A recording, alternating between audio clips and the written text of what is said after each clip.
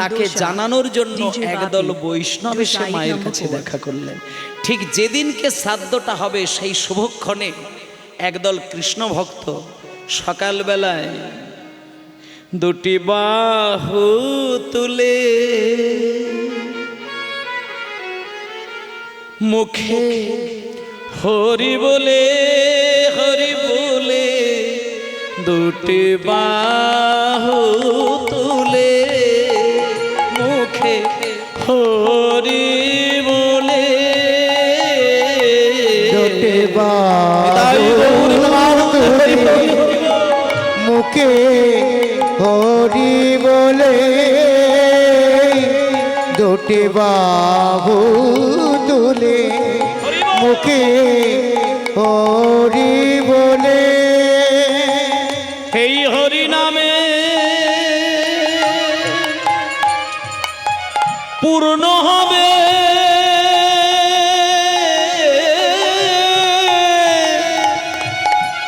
সকল মনস্কার। এই হরি নামে পূর্ণ হবে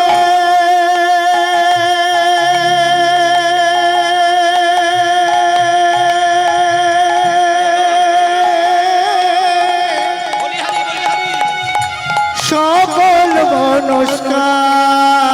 হরে প্রেম নেবে আই বদন ভরে বলে রে হরি না প্রেম নিয়ায় বদন ভরে বলে রে ভরি না। হরে প্রেম নেবে আই বদন ভরে বলে রে হরি না। প্রেম নিয়ায় বদন ভরে বলে রে ভরি না।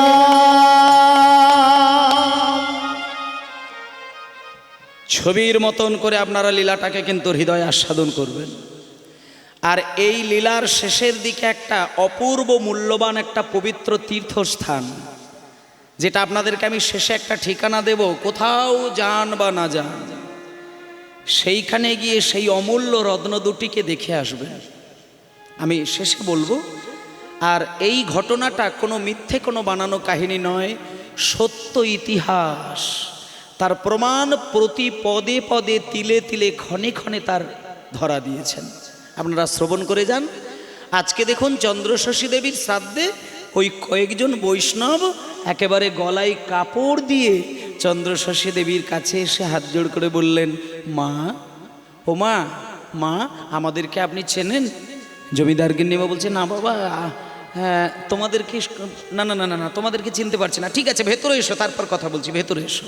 কে বাবা তোমরা?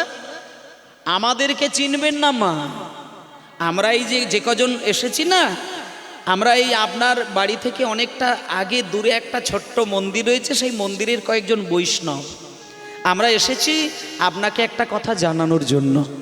শুনলাম আপনার স্বামী তো পরলোক গমন করেছেন, আর ওনার শ্রাদ্ধ নাকি আজকে হচ্ছে, এবং আপনি নাকি স্বামীকে এতটাই ভালোবাসেন, স্বামীর আত্মশুদ্ধির জন্য, আত্মার শান্তির জন্য আপনি শ্রাদ্ধযজ্ঞ শুরু করেছেন। হ্যাঁ বাবা, তোমরা ঠিকই বলেছো, আমার স্বামীর আত্মার কল্যাণের জন্য আমি এত সুন্দর শ্রাদ্ধ করেছি। তোমরা যখন এসেছো বাবা, তোমরা থেকে যাও। না না না, থেকে তো যাব, কিন্তু একটা কথা বলি মা, এই যে আজকে এত ব্যক্তি আপনার বাড়িতে এসেছেন, এদেরকে আপনি পেট ভরে খাওয়া দাওয়া করবেন, আদর দেখাবেন, ভালোবাসা দেখাবেন, আপ্যায়ন করবেন, সব ঠিক আছে, কিন্তু আপনি তো মা একটা মহৎ কাজ করেননি, খুব মূল্যবান একটা কাজ তো আপনি করেননি। সেই মূল্যবান কাজটা যদি আপনি না করেন, আপনি কি জানেন আপনার স্বামী দেবতা স্বর্গে গিয়ে সুখ পাবে না? কোন কাজ বাবা, কোন কাজ? দাঁড়াও দাঁড়াও দাঁড়াও দাঁড়াও দাঁড়াও দাঁড়াও দাঁড়াও, কোন কাজ? যে কাজটা আমার করা হয়নি, আমার স্বামী দেবতার অকল্যাণ হবে? হ্যাঁ, একটাই কাজ, শুনে না।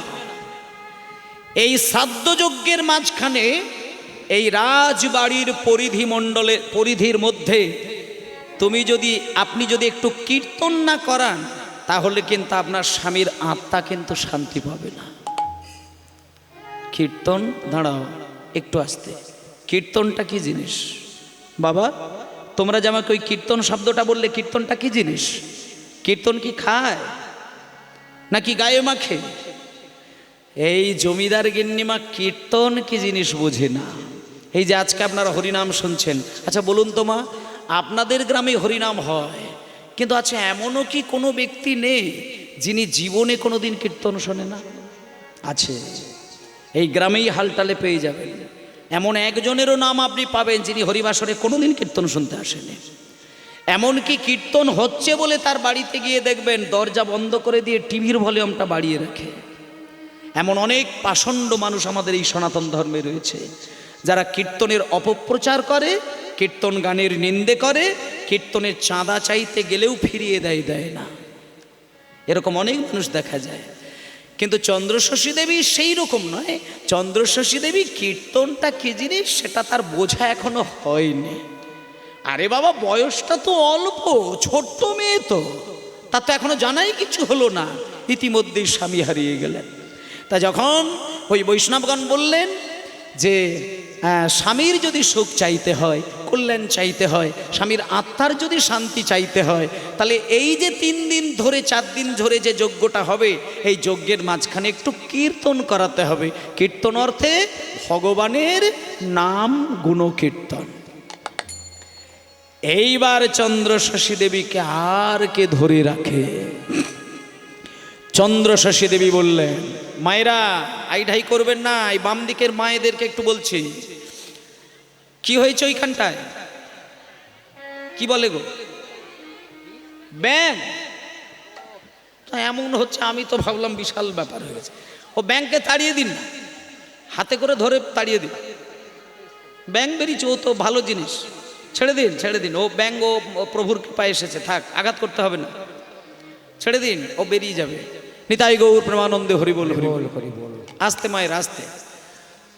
এবার জমিদার গিন্নিমাকে যখন কীর্তনের কথাটা শুনিয়ে দিয়েছে, জমিদার গিন্নিমা দেখলো বাবা কীর্তন করালে যখন আমার স্বামীর আত্মার সুখ হয়, এ নিয়ে কোনো চিন্তা বিষয় নাই। বাবা তোমরা একটা কাজ করো, আমি তোমাদেরকে টাকা দিয়ে দিচ্ছি, তোমরা তড়িঘড়ি করে কীর্তনের ব্যবস্থা করো।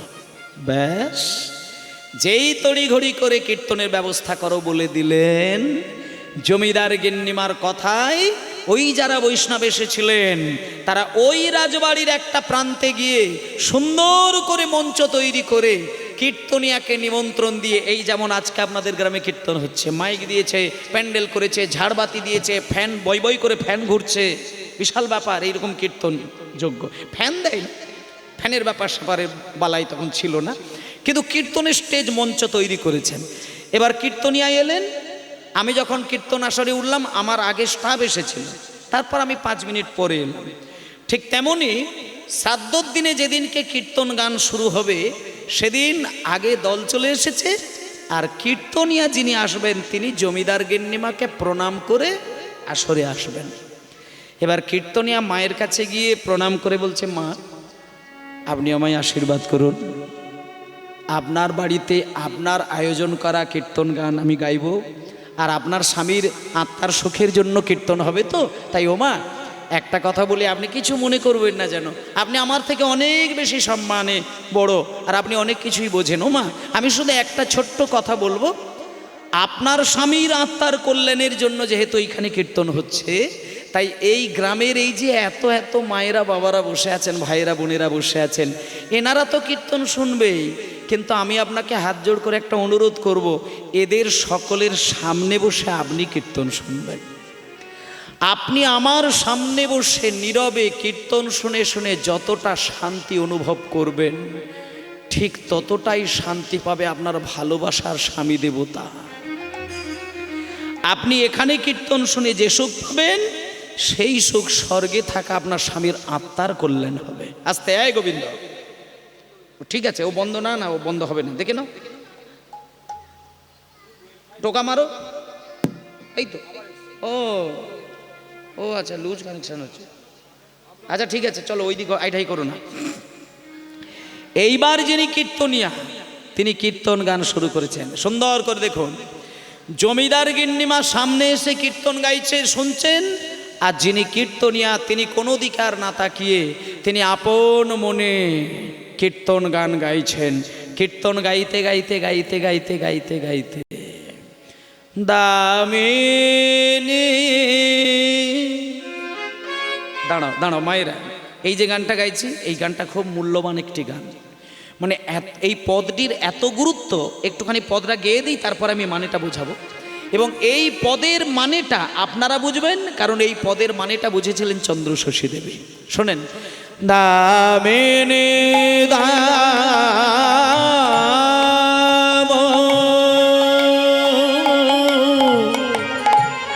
দমন রুচি দর্শনে, হরি হরি হরি হরি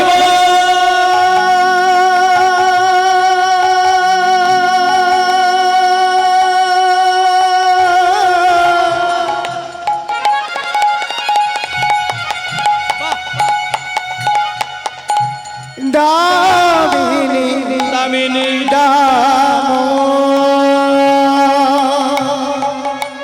বাহ বাহ দমন রুচি দমন দর্শনে, দূরে গেও দরপক দাপ, ওই না দূরে গিয়ে দরপক দাপ, দূরে গেও। আচ্ছা, এইসব গানগুলো কিন্তু শুনলে পরে নাচার ভাব হবে না, কিন্তু অনুরাগ জন্ম নেবে। এই দামিনী দাম দমন রুচি দর্শনে দূরে গেও দরপক দাপ, গানটা শুনতে গেলে সেই দ দ দ দ কথাটা বারবার আসছে না মা, তাই না? দামিনী দাম দমন রুচি দর্শনে দূরে গেও দরপক দাপ, সবসময় দ দ দ দ দ দ, মানে একটা বাক্যের প্রত্যেকটি শব্দে দ দিয়ে শুরু। এটাকে বলা হচ্ছে অনুপ্রাস অলঙ্কার। হ্যাঁ, এগুলো বাংলায় অনুপ্রাস অলঙ্কার বলে। দামিনী দাম দমন রুচি দর্শনে দূরে গেও দরপক দাপ।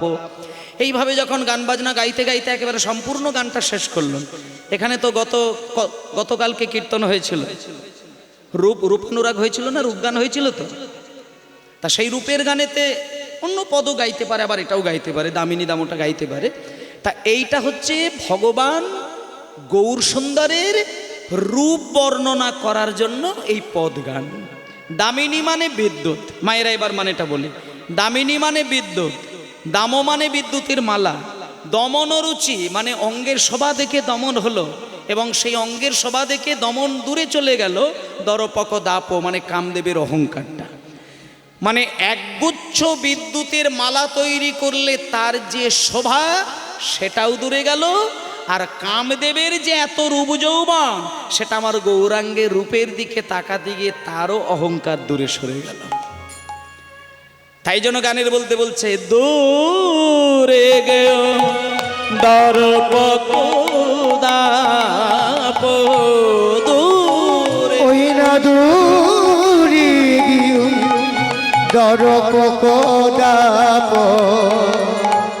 তুলনা মেলে না, ওই না তুলনা মেলে না রে, আমার গৌরাঙ্গ রূপের সনে কারোর তুলনা মেলে না। আমার গৌরাঙ্গে রূপের সনে তুলনা মেলে না, আমার গৌরাঙ্গ রূপের সনে কিসের তুলনা দেবে, রূপের সনে কিসের তুলনা দেবে, গৌরাঙ্গ রূপের সনে তুলনা মেলে না রে, দূরে গেও দরপক দাপ, ওই না দূরে গিয়ে দরপক দাপ।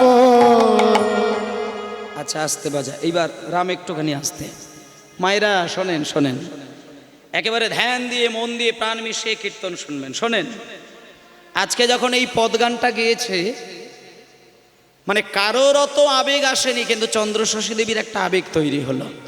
কীর্তন শেষ হলে দেখবেন কীর্তনিয়াদেরকে প্রণাম করার জন্য একেবারে সবাই লাইন দিয়ে দাঁড়িয়ে থাকেন। আর এই প্রসঙ্গটা যখন এলো আমি একটু বলে দিই, আজকে কীর্তন শেষ হয়ে যাওয়ার পরে এটা আমি সবাসরেই বলে দিই, এখানেও বলছি, দক্ষিণা দেবেন, যা করবেন সবই ঠিক আছে, কিন্তু প্রণামটা আমাকে যেন করবেন না, প্রণাম কেউ করবেন না আমাকে, এটা আপনাদেরকে আমি বলে দিচ্ছি। চৈতন্যের চরণে, শ্রী নিতাইয়ের চরণে প্রণাম করবেন, কেউ যেন ছুটে এসে আমায় প্রণাম করবেন না, প্রাণ ভরে হাত বাড়িয়ে দিয়ে আশীর্বাদ করবেন, এটুকুই বলার, কেউ প্রণাম করবেন না, আশা করি এটা মেনে চলবেন। এবার জমিদার গিন্নিমা করেছে কি, ঠিক কীর্তন গানটা শেষ হলো যখন, চন্দ্রশশী দেবী গিয়ে কীর্তনিয়াকে প্রণাম করলেন আর বলে উঠলেন, বাবা আচ্ছা তুমি যে গানটা গাইলে আমি অনেকক্ষণ ধরে শুনলাম, নিতাই গৌর নিতাই গৌর নিতাই গৌর নিতাই গৌর, আচ্ছা নিতাই গৌরটা কে? আমি তখন থেকে শুনছি নিতাই গৌর নিতাই গৌর, কাঙালের ভগবান, এরা নাকি জগতের ভগবান, আচ্ছা নিতাই গৌর কে?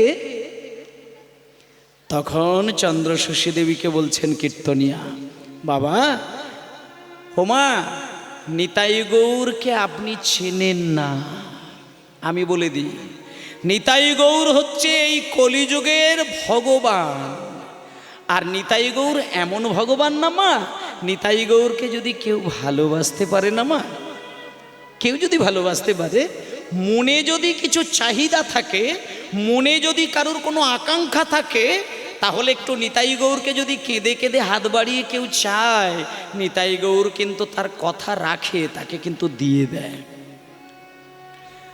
যখনই কথাটা বলেছে জমিদার গিন্নিমা আর কথাটা চেপে রাখতে পারল না, এই কথাটা বলবে বলেই কিন্তু এতক্ষণ আইঢাই করছিল, যখন কীর্তনিয়া নিজে বলে দিয়েছে তখনই এবার জমিদার গিন্নিমা বলছেন, বাবা তাহলে আমি তোমাকে একটা কথা বলি, আমার বাবা না জমিদার, আর আমার যে স্বামী চলে গেলেন তুমি তো জানো উনিও জমিদার, আমার কিছু অসুবিধেরই কোনো অভাব নেই, টাকা পয়সা সোনা দানা বাড়ি কোনো কিছু অসুবিধে নেই, কিন্তু আমার একটা জিনিসের খুব অভাব। আমার বাবা আমাকে বলেছিলেন যে মারে, যতক্ষণে কোনো নারীর গর্ভে সন্তান জন্ম না নেয়, আর সেই নারীকে যখন নিজের গর্ভের পেটেটা না মা বলে ডাকে, ততদিনে নাকি নারী জন্ম সার্থক হয় না। এই আশায় আমার বাবা মা বিবাহ দিয়েছিলেন, কিন্তু আমার স্বামী হারা হয়ে যেতে হলো, আমাকে তো আর কেউ কোনো দিন মা বলে কেউ ডাকবে না। তাই আমি শুধু একটা জিনিস বলতে চাই, তোমাদের যে নিতাই আর গৌর, তোমরা তো বললে ওরা জগতের ভগবান, তা ওদেরকে যদি মনে করো আমি ছেলে বলে সেবা দিই, বা ওদেরকে যদি আমি ছেলে বলে ডাকি, আচ্ছা কীর্তনিয়া আস্তে আস্তে, তোমরা কথা বললে তো ভক্তরা বেশি কথা বলবে, বেশি কথা বলতে হবে না, যা সাউন্ড আছে ভালোই তো আছে, এত খিচখিচ করছো কেন? কীর্তনিয়াকে বলছে যে বাবা ওই নিতাই গৌরের কথা যে তুমি বলছো, নিতাই গৌরকে যদি আমি ছেলে জ্ঞানে ভালোবাসি, মানে আমি শুধু বলতে চাই ওদেরকে বসিয়ে রাখবো, আর আমি ওদেরকে নিত্যদিন শুধু আমার ছেলের মতন করে ডাকবো, আচ্ছা ওরা কোনোদিন আমাকে একটাবার মা বলে ডাকবে না? কোনোদিন মা বলবে না, একটাবার বলবে না? যদি ওরা দুই ভাই আমাকে একটাবার মা বলে, আমি জানবো আমার নারী জীবন সার্থক। দেখুন কীর্তনিয়া এই কথাটা শুনবে আশা করতে পারে না। কীর্তনিয়া বললেন, মা আপনি অল্প বয়সে স্বামী হারালেন, এতদিন আপনি কোনোদিন গৌরের নাম করেননি, নিতাইয়ের নাম করেননি, আর আজকে যদি স্বামী মরে যাবার পরে হঠাৎ গলায় তুলসী মালা দিয়ে বাহু তুলে হরি হরি করেন, লোকে কিন্তু বাজে কথা বললেও বলতে পারে। একটা কথা মা বলি, শোনো মা, অল্প বয়সে স্বামী হারা হয়ে বিধবা হয়ে সমাজের মাটিতে ঘুরলে তার যেমন যন্ত্রণার শেষ নেই, তেমন বাচ্চা বয়সে অল্প বয়সে গলায় তুলসী মালা জপের মালায় নাম করলে তারও কিন্তু যন্ত্রণার শেষ নেই মা। তাই মা তুমি স্বামী হারিয়েছ, এতদিন তুমি কৃষ্ণ বলনি, এতদিন তুমি হা নিতাই বলনি, এতদিন তুমি হা গৌর বলনি, আজকে হঠাৎ যদি পাড়ার মানুষের কাছে হরি হরি করো, লোকে তোমাকে ভুল বুঝতে পারে। তাই আমি তোমাকে বলে দিই, তুমি লোকের সামনে হরি হরি করবে না, তোমার এই এতগুলো বাড়ির যে কোনো একটি ঘরকে বেছে নেবে, আর সেই ঘরে সকাল দুপুর সন্ধ্যাবেলায় দরজা জানালা বন্ধ করে দিয়ে খুব নিঃশব্দে আস্তে আস্তে করে তুমি একটু নিতাই গৌরকে ভালোবেসে যাও। তোমার মানে আমি বলতে চাইছি, নামের দ্বারা ভালোবাসো, কোনো কিছুর দরকার নেই, তুমি শুধু আবেগ দিয়ে নাম করে যাও। যদি কোনোদিন নাম গাইতে গাইতে তোমার চোখে জল এসে যায়, আমি কথা দিলাম নিতাই গৌর এসে তোমাকে মা বলবেই বলবে। যাও। যেদিনকে কীর্তন শেষ হলো, যেদিনকে শ্রাদ্ধ শেষ হয়ে গেল, ঠিক তার পরের দিন থেকে জমিদার গিন্নিমা হুমায়রা ওই রাজবাড়ির একটা ঘরকে বেছে নিয়েছেন, যে ঘরটায় দরজা জানালা বন্ধ করে দিয়ে সকালবেলা আর দুপুরবেলা আর সন্ধ্যাবেলায় দরজা জানালা এঁটে দিয়ে ভেতরে চোখ বন্ধ করে দিয়ে নিতাই আমার। এখানে আপনারাও তো ভগবানকে ডাকেন। জমিদার গিন্নিমার পথটা আপনারা একটু দেখবেন। জমিদার গিন্নিমা দরজা জানালা বন্ধ করে দিয়ে স্বামীকে হারিয়েছেন, কিন্তু স্বামীর নাম ধরে কিন্তু আর কাঁদে না, স্বামীর নাম ধরে আর কাঁদে না। এইবার যদি কাঁদতে হয় তাহলে নিতাই গৌরের নাম বলে বলে কাঁদব। এই বলে চন্দ্রশশী দেবী নিতাই আমার প্রাণ,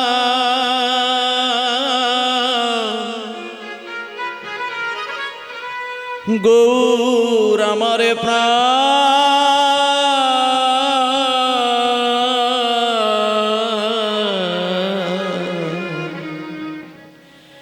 নিতাই আমার প্রাণ,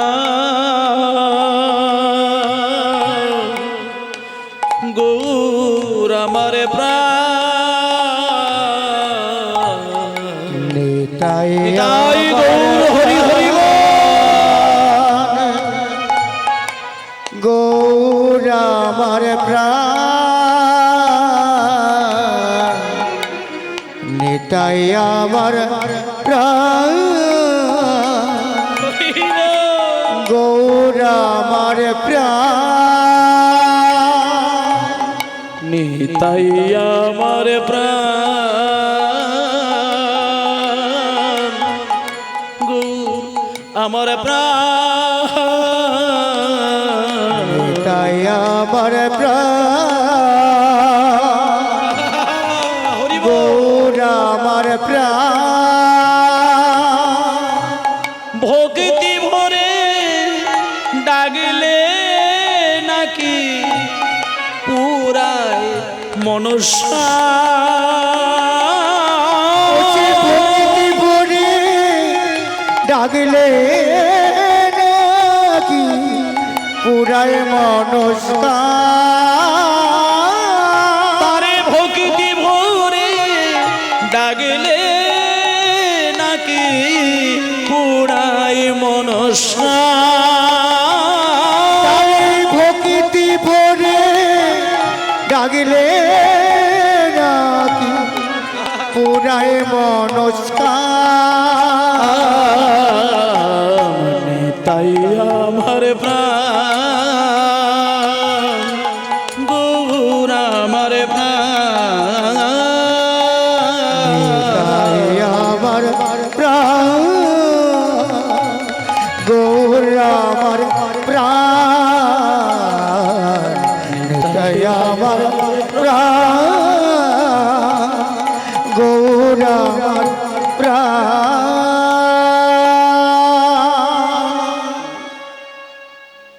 নামের মধ্যে যদি কেউ ডুব দেয় না মা, বাইরে যদি 10খানা ঢাকও বাজে তার কানে কিন্তু শব্দ যায় না।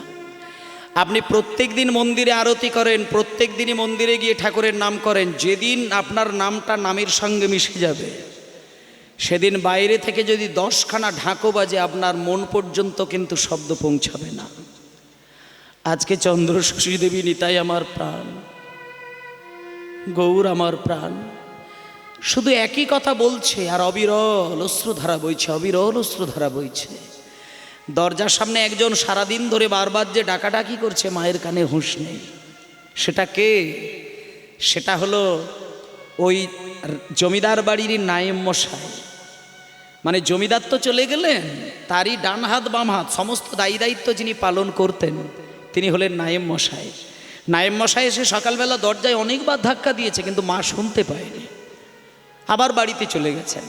নায়েম মশাই ভাবছেন অল্প বয়সী মেয়ে তো, স্বামী হারালে ব্যথাটা তো হবেই, ঠিক আছে ও কাঁদুক, আমি বেরিয়ে যাই, কেঁদে কেঁদে বুকটা একটু হালকা হয়ে যাক। এখন কয়েকটা দিন কেঁদে নিক, যখন একটু হালকা হবে সেদিন আমি মাকে দুটো কথা বলবো, এখন কিছু বলবো না। এখন বললে মায়ের এখান দিয়ে ঢুকবে, ওইখান দিয়ে বেরিয়ে যাবে, মা শুধু স্বামীর কথা বলে বলে কাঁদছে, এখন কয়েকটা দিন কেঁদে নিক বলে যখন এইভাবে 3টে 4টে 6টা মাস কেটে গেল, 6 মাস বাদে যখন নায়েম মশাই এসেছে, সেদিন কেউ এসে দেখছে দরজা বন্ধ করে দিয়ে ভেতরে মা ওই একই কথা বলতে বলতে কাঁদছেন, কিন্তু বাইরে থেকে শোনা যাচ্ছে না মা কি বলে বলে কাঁদছে, শুধু এইটুকু বোঝা যাচ্ছে ভেতরে মা ফুঁপিয়ে ফুঁপিয়ে যে কাঁদছে এটা ফিল করা যাচ্ছে, বোঝা যাচ্ছে, কিন্তু বোঝা যাচ্ছে না মা কি বলে বলে কাঁদছে। তাই নায়েম মশাই বুঝতে পারলো না যে মা কি স্বামী চিন্তা করে কাঁদছে নাকি মা নিতাই গৌরের নাম করে কাঁদছে, কিছুই বুঝতে পারে না। জমিদার কিনে মা কাঁদছে, নায়েম মশাই ভাবলো না এটা ঠিক নয়, এটা ঠিক নয়, যে মানুষটা মরে যায় তার জন্য কান্নাকাটি করলে স্বর্গ থেকে সে নেমে আসবে না, আর একজনের চিন্তা করে করে রাত দিন কাঁদতে থাকলে কিন্তু পাগল হয়ে যেতে পারে। আর মা যদি পাগল হয়ে যায়, আর তো কেউ নেই রাজবাড়িতে, মায়ের তো কোনো ছেলেও নেই, কোনো মেয়েও নেই যে আমি অন্তত ছেলে মেয়েকে জমিদারি কৌশলটা শিখিয়ে দেব, তাহলে মা যদি পাগল হয়ে যায় এত বড় জমিদারি কে সামলাবে? আজকে আমি মাকে ডেকে কথা বলবো। সকালবেলা এসেছে, সেদিন কেউ মা ভক্তিতে ভরে ডাকলে পরে পুরাই মনস্কাম, হরি হরি ভক্তি ভরে ডাকলে পারে পুরায় মনস্কার। সামনে তাই আমার প্রাণ গৌর আমার প্রাণ, তাই আমার প্রাণ গৌর আমার প্রাণ, তাই আমার প্রাণ গৌর আমার প্রাণ।